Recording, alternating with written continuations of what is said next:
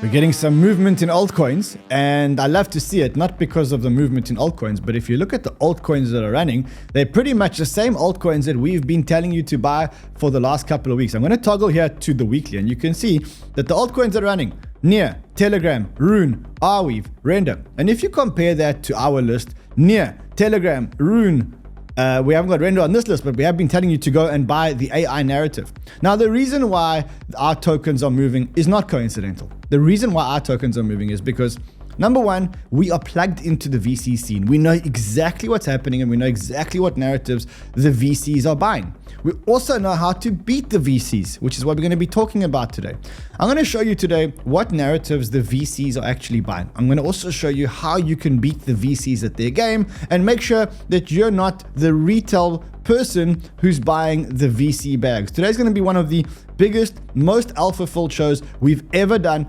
I recommend that you watch this till the end, and I guarantee you that when you come out of here, you're going to come out of here smarter and probably going to come out of here richer. So if that makes you excited, let's get the show on the road. While we're getting the show on the road, I want you guys to destroy, I want you to obliterate the like button, because today is about alpha, and today we're in a green day, and it's not an ordinary green day. It's our coins that are running. So let's go, go.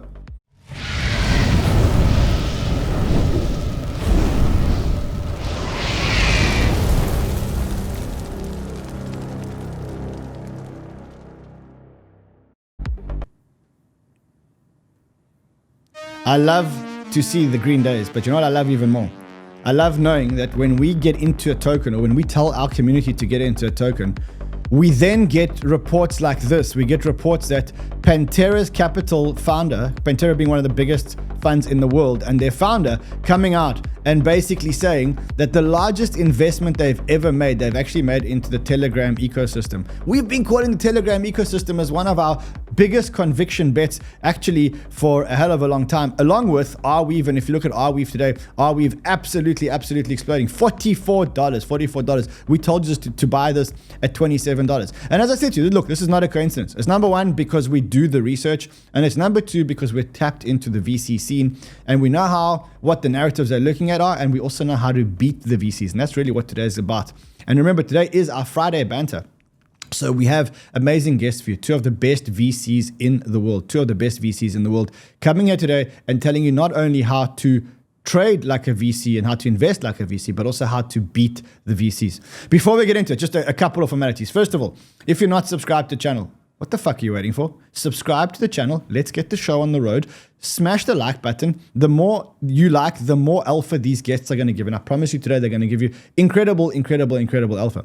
Then I want to remind you that our Friday banters are brought to you by NordVPN. Now look, I'm tired of sounding like a broken record when it comes to the VPN. But I say to you, if you are surfing crypto and you don't have a VPN, you're absolutely crazy. Why? Because you're exposing your IP address. You can see right now I'm not surfing with a VPN because I'm on a work laptop, but you can see that I've exposed my IP address and I've exposed my location. Now, the reason why that's dangerous is, well, number one, because hackers know exactly where you are. And that makes you pretty much a honeypot because they know exactly how to hack you guys. Number two is that the authorities know exactly where you're at. And if you think you're protected from the authorities, just think about this. Every time you use a DeFi protocol, every time you use a centralized exchange, you are exposing your IP address. You're exposing your digital identity. And if you thought you were protected because, oh, well, you know, I use Proton Mail, well, you don't, because Proton Mail also handed information to the government, which means that what you want to do is you want to surf anonymously. And the only way to surf anonymously is to always make sure that when you're trading in crypto, you're using a VPN. A VPN is a very simple thing to use. Basically how it works is you choose the country that you want to pretend you're from, you press the connect button, and then from that point on, they think you're actually in Slovenia or what's onion over VPN? Well, Netherlands, South Africa, Korea. I can decide to be wherever I want to be. That's how you want to be surfing in crypto. Now listen, if you want to get a VPN, there is a link below. If you use the link below, it's this link over here. You pay less than $3 a month to get your VPN. I think you pay like $2.98. The next thing that I'd recommend is once you've got your money and once you've got your VPN, you need to get this Nord threat protection. So it's called threat protection. You click this link over here. The reason why, this is not what we want to see. Okay, so this is exactly it. We are being flagged as malware here. This is exactly what. You need to get threat protection because it is what flags websites as being malicious, and those are the websites that actually land up stealing your funds. Okay, so make sure that you get Nord, make sure that you get threat protection. At the same time, you are protecting you're protecting your crypto and you're supporting the channel. All right, so before we get into the big interviews of the day and the big show of the day, I do want to remind you guys that we are giving away 1 million GUMMY tokens to users of 𝗲𝗏𝗏. For those of you who don't know who 𝗲𝗏𝗏 is, 𝗲𝗏𝗏 are the bridge that allows you to bridge from any chain to any chain. We've given away $1 million worth of GUMMY. All you need to do is go to the link below, which says, let's find the one that says 𝗲𝗏𝗏. There must be one there that says 𝗲𝗏𝗏. Let's have a look here. Let's have a look. Where is our 𝗲𝗏𝗏 link? Where is it? What am I missing? I've got so many. There it says GUMMY accept. Okay, hold on. I'm going down. Well, okay, $1 million. There we go. So one says $1 million in GUMMY airdrop to 𝗲𝗏𝗏 network users. You click here. If you use the bridge when you click here, you will automatically get a GUMMY airdrop, and you will also get an airdrop in 𝗲𝗏𝗏's airdrop, which is coming, I think, pretty soon. They haven't given you a time. Use the bridge, get 2 airdrops in one. Anyway, guys, listen. So as I said, generally we're moving up, but the sideways action is killing a lot of people. I wonder how our guests are feeling about this sideways chop. I've got 2 amazing guests here. I've got Melton back with us today, and I've got Joe here for, I think, the first time on Banter, right? Yeah, I think so.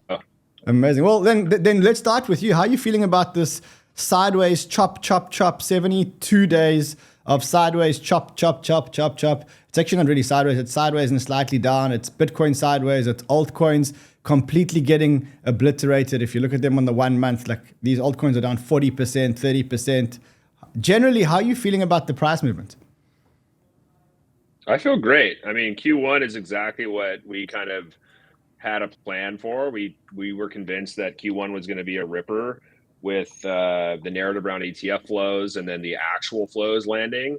Global liquidity was ticking up pretty dramatically, and it really actually started to slow down at the end of March. And so on April 3rd, if you took a look at the global liquidity chart, it actually saw a pretty big reversal in global liquidity, which was the beginning of the drawdown in April. So, we actually got in a defensive posture at the end of March, early April, took a bunch of profits and moved to a bunch of cash, waiting to buy the dip. You rip like you do for 3 straight months, 7 straight months in Bitcoin up, like you're going to have a pullback. The question is, as a trader, if you think you're just going to make a profit 100% of the time, you're kidding yourself. You're going to give some of it back. The key is to not give all of it back. And so, by raising some cash when things were a bit euphoric, especially with what was happening with the meme coin mania in March, to understanding that, hey, there's the halving coming, there's tax loss selling, all these narratives that may potentially drive retail price action lower. But for me, it was really flows and global liquidity. That was the signal to me that, hey, this is probably a time to kind of pull back on risk assets. And crypto wasn't necessarily, devoid of that.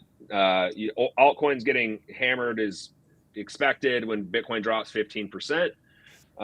We actually think now, based on the macro outlook of what happened with Jerome Powell at his last press conference, as well as what's happening with the tax receipts and the TGA, and Yellen effectively saying, like, I'm going to go buy off the run bonds. All this stuff is positive from a liquidity standpoint. So I think April was probably your chance to buy the dip, which we did. So, fingers crossed that we have a better May. Okay, so you're thinking that the worst is pretty much over. I mean, you're talking same as what the stochastic RSIs are saying. The stochastic RSIs are pretty much at the bottom. They look like they're about to start turning. You think that we've had the buying opportunity, or we still may be in the buying opportunity, but all the good news is all the news is starting to look much better. Jerome Powell speaking this week, looking much better. Yellen and her yield curve games looking a little bit better. You're starting to sound a bit more positive. Yeah, I mean, look, like the thing about technical analysis indicators, depending on your time frame, it's they're backward looking. You actually can't forecast based on price action in the past, but they are really, really solid when you have a confluence of indicators, not an individual one. And so if you actually look at like the weekly and monthly time frames, things are still relatively overbought. But on the daily time frames, I think last week, I guess end of April, beginning of May, you started to see, things like the Williams %R, your stochastics, your RSIs your Bollinger Bands, all these things were getting in a pretty oversold state, which is good in a bull market because that's when you actually want to buy the dip. I think the key to understand is things can stay oversold and overbought for a very, very long time. I think you need a confluence of events beyond just your technical analysis indicators. You need to understand things like the broader macroeconomic outlook, global liquidity, what is the Fed doing? It's an election year in the United States. All of these things start to factor in. So, if you're a long-term holder, I think you buy dips when you get into oversold territory on the daily timeframes, but you actually want your weekly and monthly timeframes to be overbought because that suggests bullish momentum longer term. Amazing. Meltem, how are you feeling? Are you feeling that like we've had the shakeout? I know you've been here for a long time. I remember when I got into crypto, you had already been here for like multiple cycles. So you've experienced this all like 80 different times. How are you feeling about the price action? Do you think that we've had this correction, so to speak? Like, do you think that this correction is corrected and it's time to maybe start the next leg up? Or do you think that there's still some more blood to come? Well, maybe I'll take just a slightly different angle than Joe, i.e. the 𝗏𝗄𝗧 of Bonk, which I love that title for you, Joe. Look, and I think the technicals and macro, obviously very important. That's not my focus. The thing I've said for the last 5 years, and I'll continue to say, it's all about flows. Flows. Now that we have the ETF, everyone's saying my favorite word, which is flows. We've been tracking flows for the last 3 years. If we look at flows for the first 3 months of the year, we got Bitcoin ETF approval Jan 10th. What happened on Jan 10th? We saw two really important flow narratives start to emerge. Number one, Grayscale, massive outflows, most outflows an ETF has ever seen in such a short time frame. Over $10 billion of Bitcoin came out of Grayscale, but at the same time, that outflow was offset by inflow into the new ETF complex. Obviously, IBIT, the BlackRock product, is leading the charge there. Fidelity picking up a lot, and obviously there's a longer tail there of other issuers, but it's really BlackRock and Fidelity leading the charge here. And the story is, by the end of Q1, net inflows, right? So if we take total inflows and we deduct the outflows, primarily from Grayscale, the net number is still positive inflow to the tune of roughly 10 billion. Like, that's a very impressive number. That's 11.6 billion. 11.6 billion. So it's higher than 10 billion. Huge number, right? All of that, I think, contributed to Bitcoin grinding upward. We started the year around 50. We hit an all-time high of 73. Now, if we look at the 4-year cycle, right, as crypto grandma, as our resident crypto grandma. Okay, grandma. No, seriously, though, like, I've been here since 2015. This 4-year cycle that we've seen, which is the cycle everyone sort of anchors to psychologically, we have never in one of these 4-year Bitcoin halving cycles, which has historically defined the pattern for crypto markets, right? We have never seen Bitcoin hitting an all-time high prior to halving.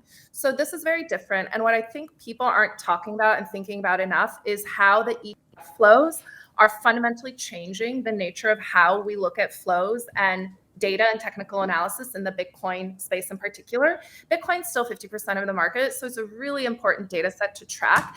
And I think fundamentally the ETF flows have distorted the 4-year cycle, which is why we saw an all-time high, right, prior to the halving. We had the halving happen. This halving's been a really interesting one because we also have new fee income, right, on Bitcoin. We have ERC20s, ordinals, runes that are also distorting market dynamics. Now what we've seen, like a couple of weeks post-halving, is we've finally seen hash rate like starting to get priced much lower, much less demand for block space on Bitcoin. So I think this year what's made it challenging to map price action and map expectations against these 4-year cycles we've historically seen, where after the halving, typically we see a sell-off, we trade sideways into Q4, Bitcoin starts to pick up, and then new all-time high typically hit in December or Q1 of the following year.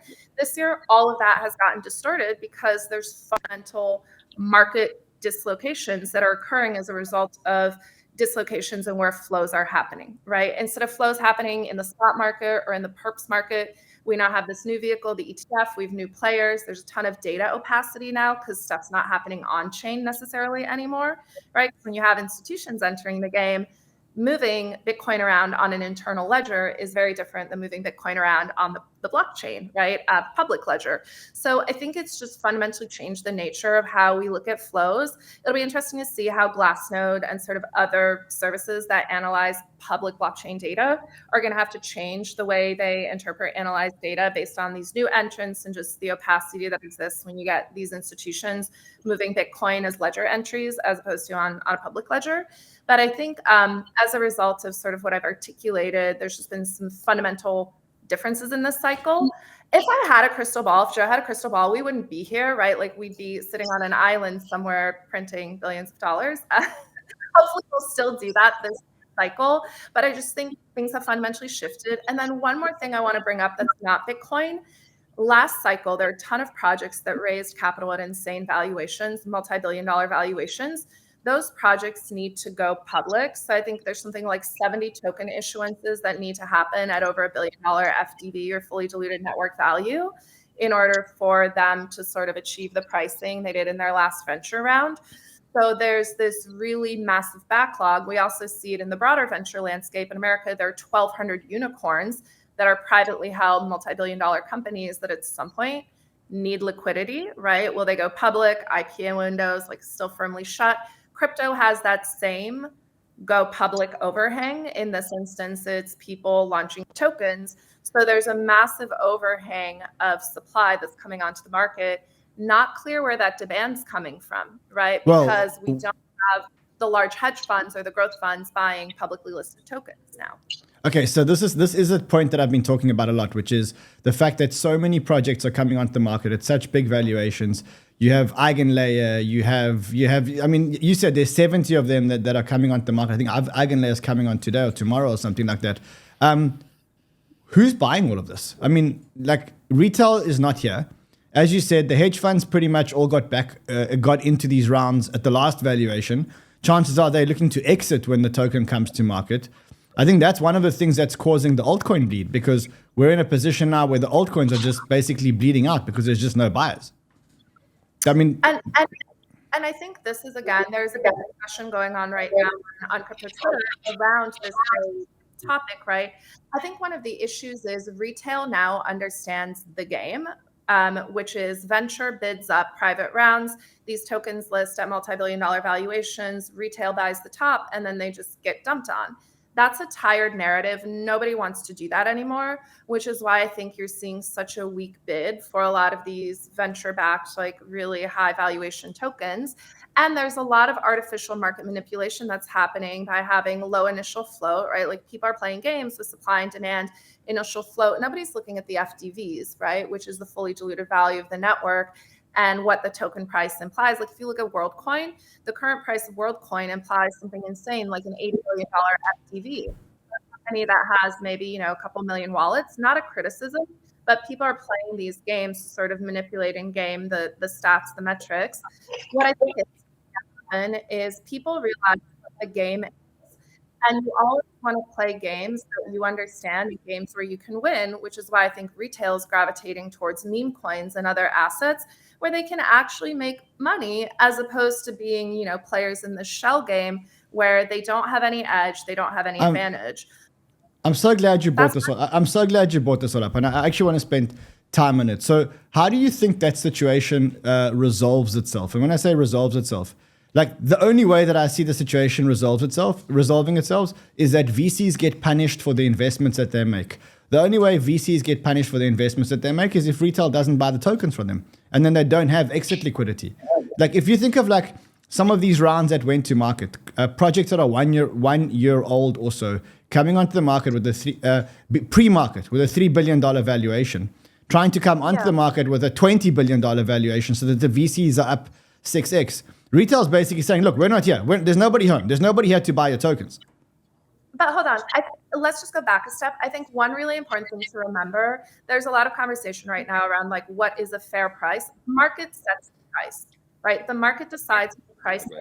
And at the end of the day, this is why I always like to look at flows and think about who are natural buyers and who are natural sellers. I think the issue right now is buyers are still mostly speculative because the majority of the networks we have today, right, the token is sort of trading at a future expected value versus what's currently in production and being delivered today, right? And what we saw with stock in 2021, like Zoom trading at a 1600x forward EPS was insane, right? Like the 1600x forward price to earnings multiple, right? So basically Zoom's price that was trading at during the pandy was 1600 times their earnings. That's a crazy multiple. We're seeing the same thing with these networks. But again, people who are in the market decide what the price is. So what I think we see, I don't think VCs get punished. I think what we see is changes in the dynamics of supply and demand to try to change the dynamics of how price is formed and how price settles. And the second thing I think we see, and what I'm excited about as an investor, is like, I want to see more projects go to market at a much lower value.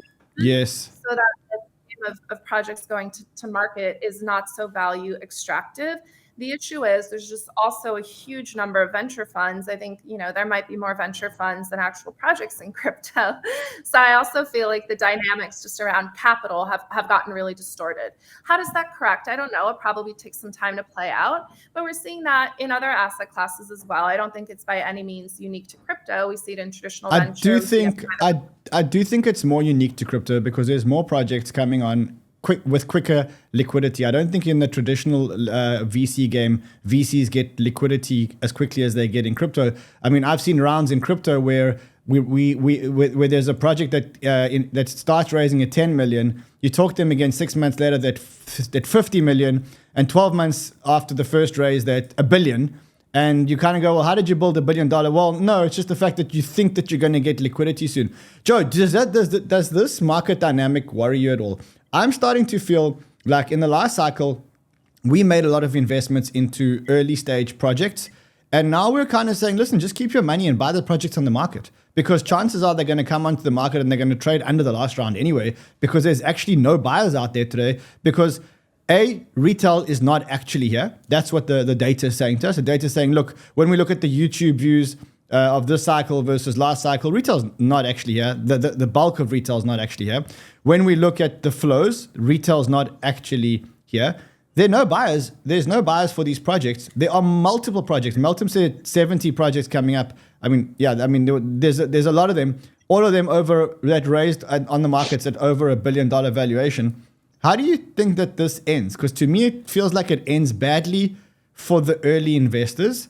And maybe in this case, retail actually win because they kind of say, well, we're just going to trade meme coins that we start buying at a valuation of 40K and bid them up to $10 billion. And maybe that's why we're getting this meme coin mania. What do you think? Look, as an early stage investor, I'm actually pretty comfy with the position that we're in right now with our investments. Like, if you're one of, I don't know, 179 VCs that only invest in the Ethereum ecosystem, yeah, you're probably feeling some pain right now because there's, I don't know, like 100 L2s. They all have tokens. They all have absurd valuations. And I've been bearish on L2s for 3 years now. or 2.5 years now, right? Like, so I see that side of the equation of some of the folks that decided to, follow some of the tier one firms and just assume that this cycle was going to be like the last cycle where they can just spray and pray across anything Ethereum related. They're going to probably have challenges there. I think there are other projects and other ecosystems that are doing extremely well.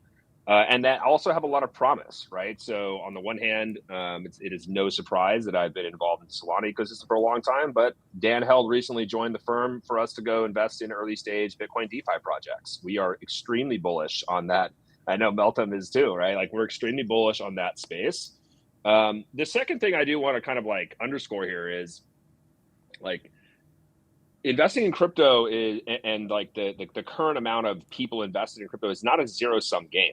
This is the big difference right now, I think, with looking at retail's not here, who's going to be the incremental buyer is like the last time we had a ton of retail activity, you had interest rates at 0.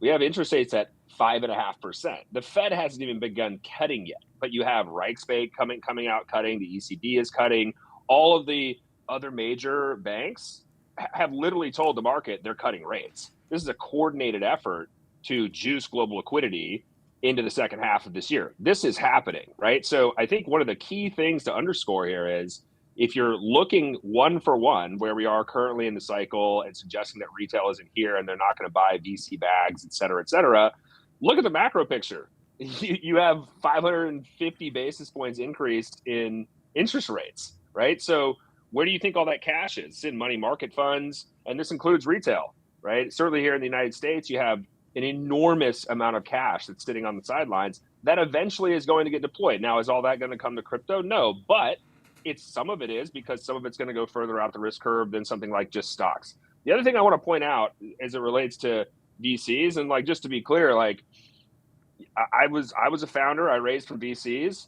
I don't really like the VC model. I don't like a lot of VCs, but I'm a VC now. So guess what? I can share with you information that you're probably not going to hear from most VCs. And the reality is that if a hot deal is cruising around Sand Hill Road in Silicon Valley, and it's at a $50 million valuation, and then a month later it's a $150 million valuation, and then 6 months later it's a $1 billion valuation, that happens all the time. And you could see it during the COVID boom with anybody that was doing remote work related stuff. You could see it in the mobile boom. There was an iPhone app, I think it was called Color or something, that raised $35 million off of a deck from the tier 1 VC firms.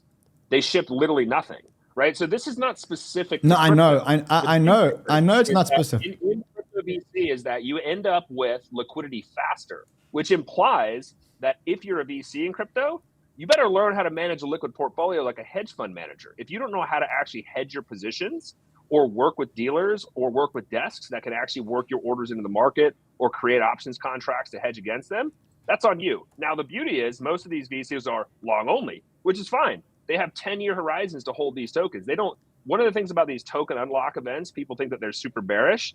They actually don't understand that VCs don't know how to trade.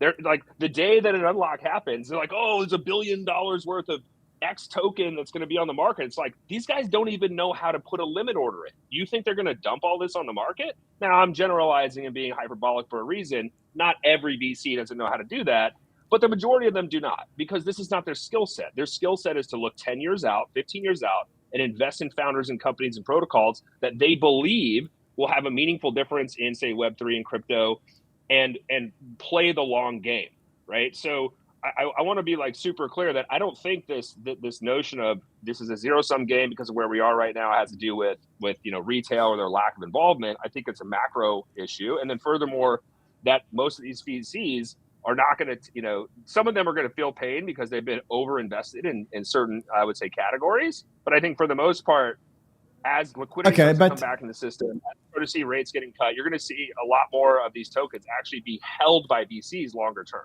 Okay, let me ask you a question. Most of the viewers that are watching this right now aren't VCs. They are retail. How does retail compete with VCs in this game? And the reason why I say that is because, we just saw this with, for example, Eigenlayer. And I hate to bring up a project, but to me, Eigenlayer is, as much as I love their tech, and I think that they are the smartest kids on the block, I think that the game was rigged against retail. I think that VCs got in very early at very, very, very low valuations. I think VCs got wind of when the cutoffs and when the staking, when the points were going to start. And you can see it quite clearly in the flows. If you go look on chain, you can clearly see when money was deposited into Eigenlayer contracts and when money was withdrawn. Coincidentally, it happened exactly after the snapshot. And if you look at the distribution of points, the VCs who were the early investors were also the ones that accrued most of the points. Okay, to me, what it feels like, and look, we're a VC too, but to me what it feels like is that the game is rigged against retail. And that when I look at this game and I say, okay, if I'm a retail investor, how am I going to make money in this game when the good deals are, as you say, floating around Sand Hill Road, and only people that have got good value to give are getting access to it? What do you say to the probably 100,000 people that are going to watch the show, who are 99.9% of them are going to be retail investors? How do they make money in this game? Do they go and play meme coins and basically skip the Eigenlayers and the monads that are coming out later on this year and everything else? What's their formula for making money? Yeah, look, I mean, everybody's going to be different, right? It depends on your financial situation, your age, your risk tolerance, et cetera. But I'll put it to you this way, right? Like, if everybody's talking about something and everybody's looking for value in the same place, it's probably not there. Eigenlayer is a prime example of this. To be super clear, Eigenlayer's leap in computer science with what they're doing with restaking, effectively enabling middleware to be created on top of any proof of stake network, is a huge technological innovation, period, full stop. Now you can talk about the investment side, the token, et cetera, but when everybody is looking at the exact same thing for value, you're not going to find value there. That's just a fact. And by the way, this concept of it being rigged, welcome to finance and Wall Street, right? And you're saying, well, wait a second, crypto is supposed to be the anti-Wall Street. It's supposed to be kind of decentralized, democratized. That is true. And so the market can dictate that. Well, maybe next time, instead of parking all of your Ethereum in, the staking contract for a new hot protocol, for example, or an L2 or whatever, that all the VCs are invested in, maybe you shouldn't do that. Maybe find another place where people aren't looking, that maybe VCs aren't wise enough or don't have a pulse on culture to understand where there is actual value and opportunity. It's called meme coins. It's called meme coins. Twitter, or a lot of people that I meet on crypto Twitter or within it, like they basically want to look like the easy button to get rich, and it's not easy, right? And so is it fair? No, life's not fair. Get a helmet. Like this is a big boy game, big girl game. Like you got to play the game, right? And so what I'm getting to is, if you're watching this video and you're saying, man, it's messed up that VCs get to get in early and this and that, it's like, that's the game. So you gotta play the game to best of your ability. And my view is to be looking for value where other people aren't looking. And just to be clear, Ran, it's not just meme coins. I think meme coins are an easy meta to grasp, but today meme coins are 2-3% of the overall crypto market. Bitcoin is still 50% of the total market cap of crypto, right? Meme coins went from 1% of the market to 2.5%. I think they're now 2.5 to 3% of the overall market. Like I bought Doge at 10 cents. Doge ran all the way to 20 cents, right? That for me, I thought was a good investment because it outperformed Bitcoin over the same time horizon. I, living in the US, also think about taxes. So I bought the Dogecoin in a retirement account, in a tax advantaged account, so I didn't have to pay taxes or cap gains on my short-term trades. So I think to Joe's point, one of the challenges right now is like, there's a game we're all playing, right? The game is called crypto markets, just like capital markets. I used to trade commodities, traded equities very briefly and very poorly. Now I've been in crypto for the last decade. Step one is know the game you're playing. Two, decide which game you want to play. I would say for a lot of investors, if they would have bought Bitcoin, right, they probably would have outperformed a basket of alts. There's been a lot of value creation in Bitcoin. Most funds, I don't think, outperform Bitcoin over a time horizon that matches the duration of their fund. It's not a criticism. I think it's very easy to look at the market, see these eye-popping numbers and be like, oh, VCs are making all this money. But what you don't see is for every eigenlayer they invested in, there's 4 or 5 other L2s they invested a lot of money in that are trading at below where they invested. So they're losing money, right? So can I make this a very simple question? If you were sitting today as a retail investor and you had the same access that a retail investor had, and you had $10,000 to invest today, okay, now... Yep. Now, let me just actually add a little bit of spice to the question. You're 25 years old. You're not looking for Bitcoin type returns because you just don't believe that Bitcoin's going to give you the next bucket of returns. How would you play this cycle? Now, let's be honest. It's easy for... Oh, sorry. It's easy for us because, we're all VCs. We all have access because of who we are and whatever else. But I'm looking on the other side of the camera now. And if you had $10,000, you were 25 years old, you didn't want to invest in Bitcoin, how do you play the cycle? The way I would play the cycle, I would think thematically first, like what themes do I think are going to be big in crypto? DePIN, I think, is an easy one. Everyone gets intuitively, it makes a lot of sense. One, SocialFi, what's happening with degen on Farcaster and other SocialFi sort of tokens. That would be my second one. Third one, I would buy a basket of meme coins, Joe Biden, with like some of these that have just seen a lot of organic community traction. I would probably pick a fourth theme, which is like strong technical innovation. So you could have a small allocation within your basket that you build, but I would look at what are the key narrative themes, right? What are emerging projects? I am a value investor. I'm very reticent to touch anything at over $100 million valuation just because I've played that game. I'm not good at that game. I don't have an edge there because I'm not a price setter. I'm a price taker at that point. I like to play in the earlier side, but that means I take a lot more risk. So if you're comfortable, with it, maybe set your filter for projects you invest in at sub 100, sub 250 mil FDV when you invest, because then that leaves room for multiple accretion. But you have to be willing to take risk and do things that are non-consensus, which requires you putting in the time. Like, I wish there was an easy button. Why do I have bags under my eyes? Why does Joe? I'm so sorry, Joe. Why does Joe have bags under his eyes? Why are we both like tired? Joe used to have hair. Before Joe got into crypto, he used to have hair, and then he got into crypto, and then 2 weeks later. At like 3 a.m. on a Saturday when we should be out like at the club, or I don't know what you do when you're in your late 30s or 40s. We should be sleeping maybe, but we're messaging each other. Why? Because our job literally is hunting. We're like hunting all the time for non-consensus things, so we make money for our LPs, right? Because we're fiduciaries. So I think it's just tough, because as much as I want to say, oh yeah, retail, it's super easy, here's what you do, like that is just not the game. But pick themes, pick narratives, follow people who share alpha. Joe has a Telegram channel. I have a room on Friend Tech. If you want to come jump in my room, it's me shitposting. Guys, just so you're clear, when she says jump in her room, she's talking about her room on Friend Tech. It's not the room at the apartment. It's the room on Friend Tech. That's what she's saying. Okay. You know what? Now you opened a can of worms. You said that, as VCs, you're always alpha hunting. You guys said that you're texting each other at all hours of the day, alpha hunting. Give us some of the alpha. What are you hunting? What right now? Where are the arrows aimed at? Like, Joe, maybe you started off and you said Solana ecosystem. You mentioned that now you're spreading your wings into Bitcoin L2s. Yeah.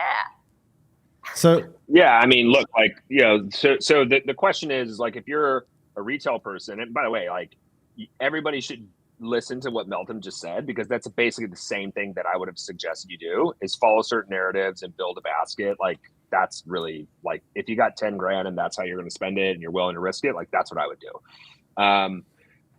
With respect to, like, the tokens that are currently available, right? So, like, Bitcoin DeFi and meta protocols on Bitcoin, there's really no tokens per se, right? Like, there's you can trade runes and BRC20s, but those are meme coins. For the projects and protocols that are building, they haven't issued tokens yet, so you can't really, unfortunately, participate in those. So as a retail investor, what I would do is look for tokens that currently exist. I recommend the Solana ecosystem because I have a view that Solana is dramatically undervalued relative to Ethereum. From a relative value perspective, I think Solana is dramatically underpriced. Well, if the price of Solana rises, what happens to the ecosystem tokens within it? You have more people in the Solana ecosystem trading on Solana, using different apps and games, et cetera, on Solana. And the types of applications, Meltem alluded to this with things like DePIN, they're just not possible on other chains. Like, you can't have Render, you can't have Helium, you can't have a mobile phone network. So hold on. Ethereum. Hold on. Those types of tokens are actually going to be quite valuable, in my opinion. Do we all agree that Solana is right now, in terms of the layer 1 race? So when I say the layer 1 race, I don't mean the layer 1 that's scattered with lots of layer 2s and needs a billion layer 2s to actually survive. Do we all agree that right now, as it goes into the layer 1 race, Solana is the clear winner or clearly in the lead? I mean, Joe has you. Joe's really hungry. Like, Joe's really hungry. I mean, why don't you eat? Okay, it's like 9 a.m. here. Okay, so I want to say two things. Number one, I dropped 2 pieces of alpha on this very show last December. It was stacks. I talked about stacks for like a solid 2 minutes. It was 60 cents when I talked about it. It went to $3, now $2. If you followed my stacks call, that's a great place to look. And then there's Welsh, 𝗏𝗏𝗏𝗏, Alex, other stuff in the stacks ecosystem. That's like the chart's looking really nice.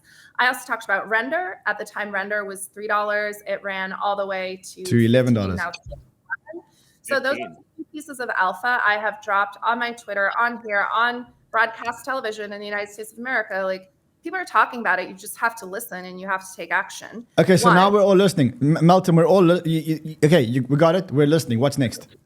So 4 ecosystems I'm spending time in. Number 1, Bitcoin. I think innovation in and around Bitcoin, really interesting.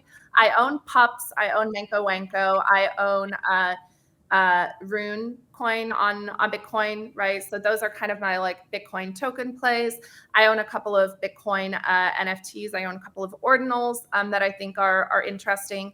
And then obviously I am looking at all of the Bitcoin L2s that are merging. Building on Bitcoin is one where you can actually farm Bob tokens right now by depositing wrapped Bitcoin on the ETH network. But like you can participate in these networks. Bob is one to watch. 𝗃 will be launching soon. That's one to watch. But there's a whole tracker on L2 Watch. There's like a Bitcoin L2 Watch website where they list all of these things. I've posted about Bitcoin L2s. I'll post about it again on Twitter tomorrow when the show goes out. Number one. Number two, Solana ecosystem spending a lot of time in. So Render moved from Ethereum over to Solana. I think Solana is on its way to become the de facto home of DePIN, just given low transaction fees, high transaction throughput. And so a lot of DePIN on Solana is very exciting. DePIN projects I'm watching, GeoNet, HiveMapper, Render, I still think has a lot of potential. Hyperbolic is a new distributed GPU cloud that I think is interesting, super smart, like Math Olympiad team. There's a couple of things around like AI workflows, compute aggregation that are launching on Solana. I'll tweet about it. People have to read it and like watch that space, but that's exciting. I think 𝗬𝗎 and Aptos, the two Move ecosystems. Which one would you bet on, 𝗬𝗎 or Aptos? If I said to you red or black, you were in the casino right now, and I said to you put your money on either Aptos or 𝗬𝗎, which one of the two do you put your money on? I haven't decided yet. I'm spending time in both ecosystems. I really haven't decided yet. I was just at 𝗬𝗎 base camp in Paris. I'm going to the Aptos conference in Korea in September. I talk to both teams regularly. I look at projects on both protocols. I haven't decided yet. I need to decide, Ran, but one of those two will be a big So winner I put my money onto 𝗬𝗎. For me, I put my money onto 𝗬𝗎. I've evaluated both teams. For me, just to be clear, I just want to just show you how aligned we are in terms of like, I published a list of my 10 or now 15 most highest conviction projects. So again, I chose something in the Move ecosystem. I chose 𝗬𝗎, and I chose Build on Bitcoin. I mean, it's not a public token yet, but for me, Bob is the most legit upcoming Bitcoin layer 2. They don't call it layer 2; they call it, I think, an omni layer or something like that. But exactly, yeah, for me. That's important about Bob as well is like they actually have a technical roadmap. I think a lot of Bitcoin L2s don't have really much technical documentation. Like Merlin Chain has PDL, but there's really very little documentation. There's very little in the roadmap. I think one of the important things to remember that I try to remember is like speculation is well and good, but at the end of the day, if we want this market to persist and be sustainable, like we have to invest in things and focus our energy on things that have long-term viability. So while some investors, are more focused on short-term value capture, I think for me, I'm just a longer-term investor because I don't understand how to play the short-term games as much. Meltem, can I just ask you, in your investment history, and I know you've been around here since 2015, what percentage of your return? Grandma is reporting for duty. Grandma is reporting for duty. The hottest grandma in the world, I'll tell you that. What percentage of your returns have come from one cycle tokens, and what percentage of your returns have come from 2 and 3 cycle tokens? In other words, when I look at my portfolio, 90% of my returns have come from tokens that I've held for 3 cycles.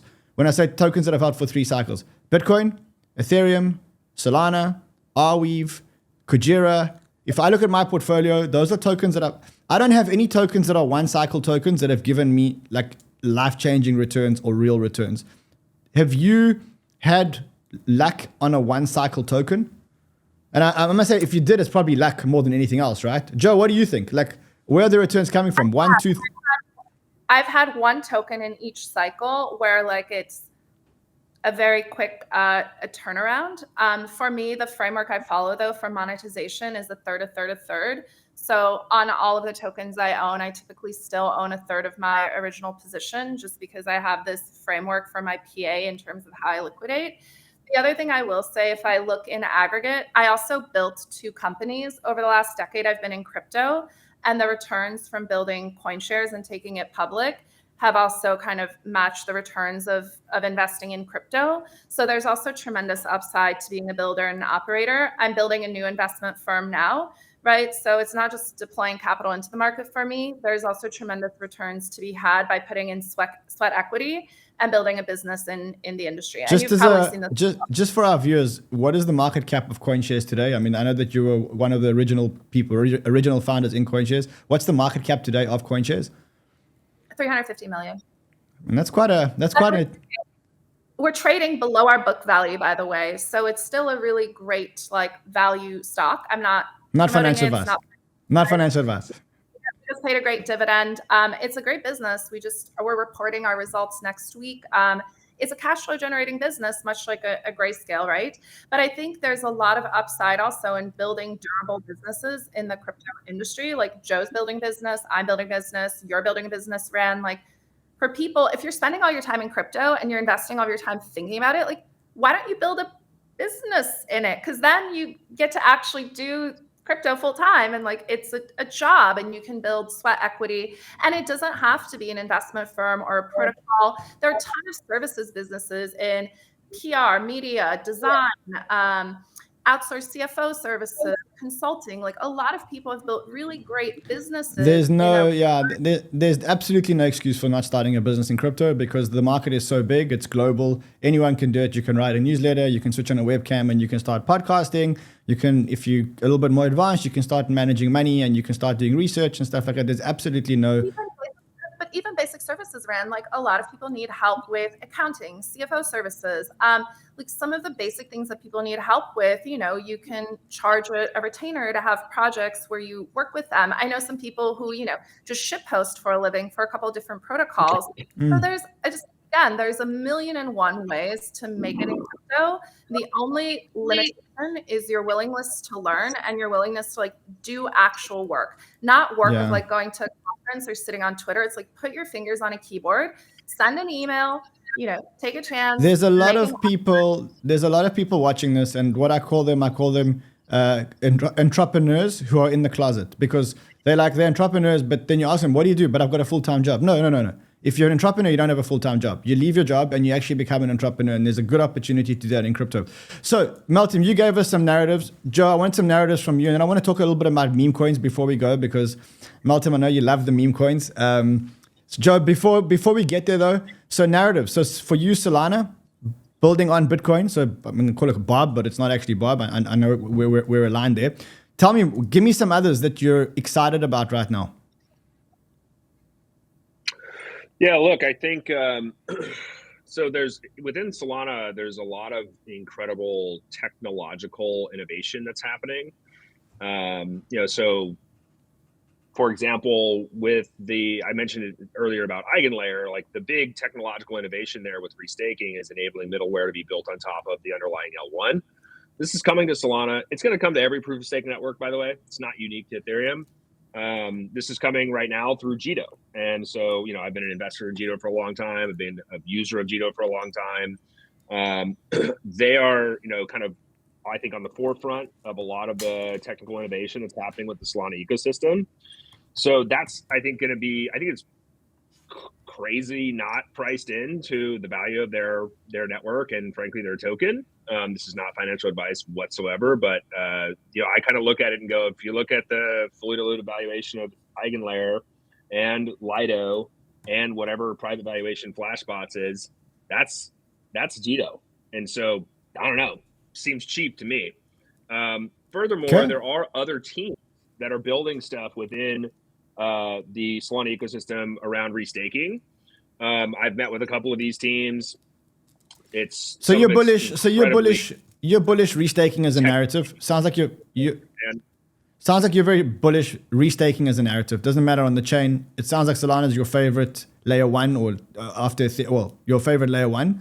And it sounds like as a narrative, you're very bullish on restaking, right?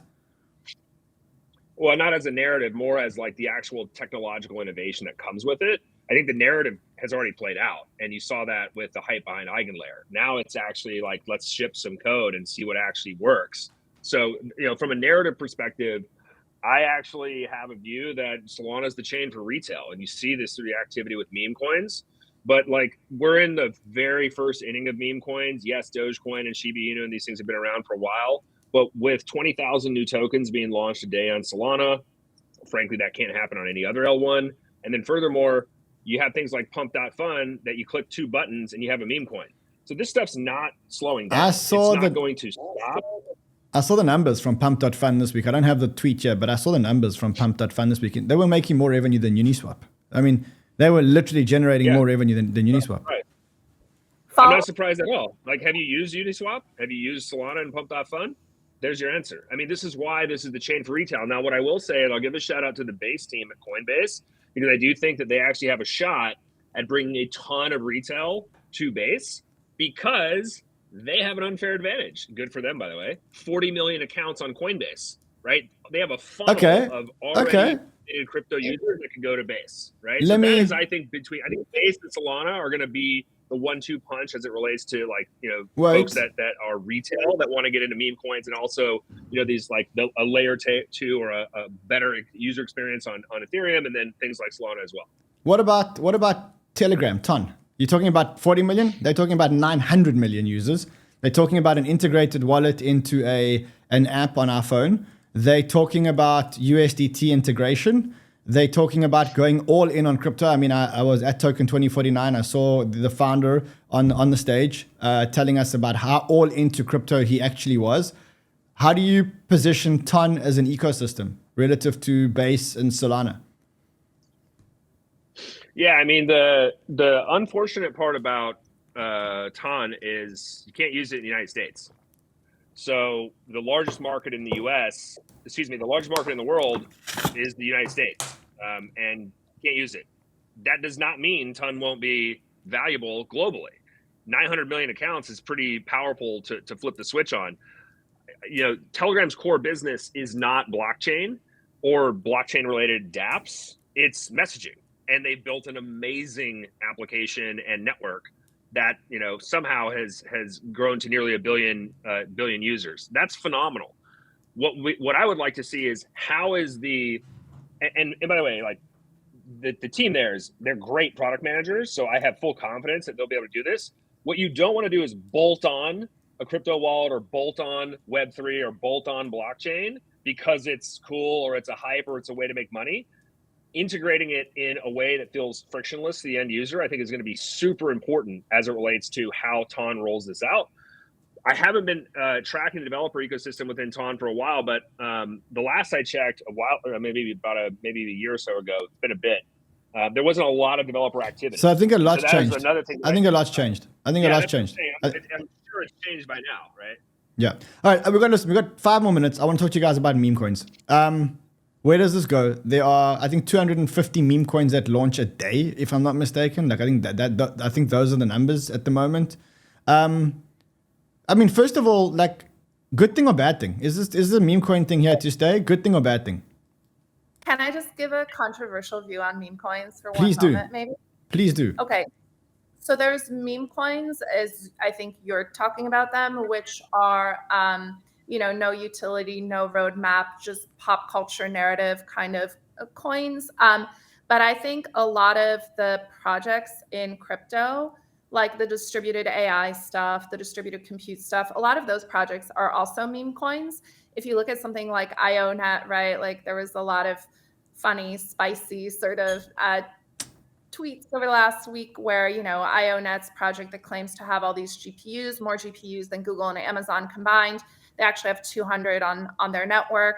Like, when we say meme coin, I think a lot of the narratives in crypto are meme narratives, like gaming in the last cycle, because none of these games delivered anything like remotely close to what an Activision Blizzard delivers. And Activision Blizzard's like a multi-billion-dollar company.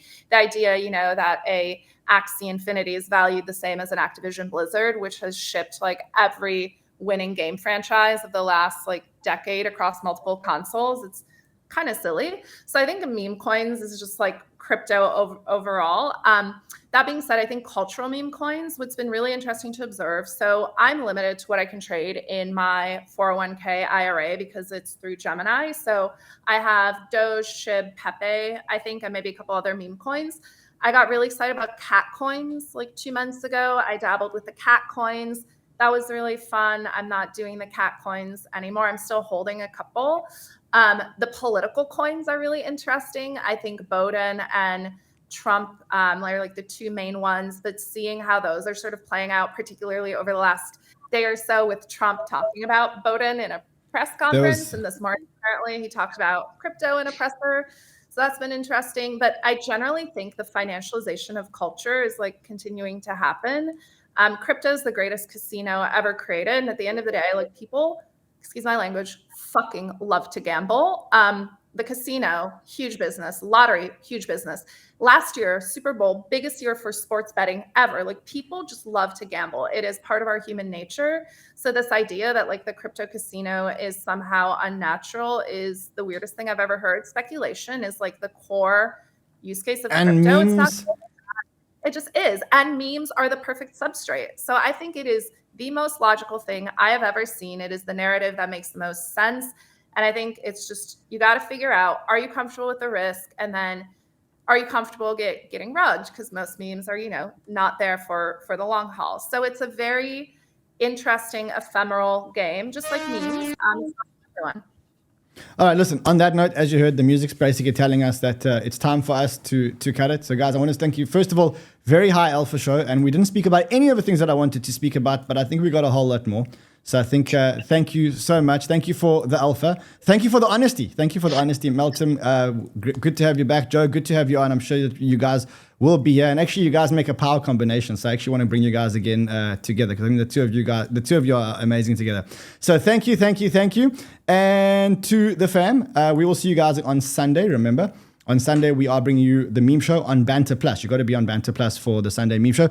Also, remember that if you want to get your hands onto Gummy, probably the best place to get your hands onto Gummy right now, either open the account on Bybit, deposit the $100, and then trade $500, you get $100 back like for free. But also go and use the 𝗔𝗢𝗥𝗗𝗅 Finance Bridge, and there's a link over here at the 𝗔𝗢𝗥𝗗𝗅 Finance Bridge. Every time that you make a trade, if you move your tokens from one chain to another chain, you earn more points, not only in 𝗔𝗢𝗥, but you also earn points to get yourself some more Gummy.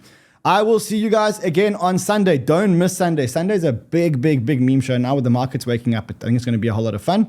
Until then, bridge well and trade well, my friends.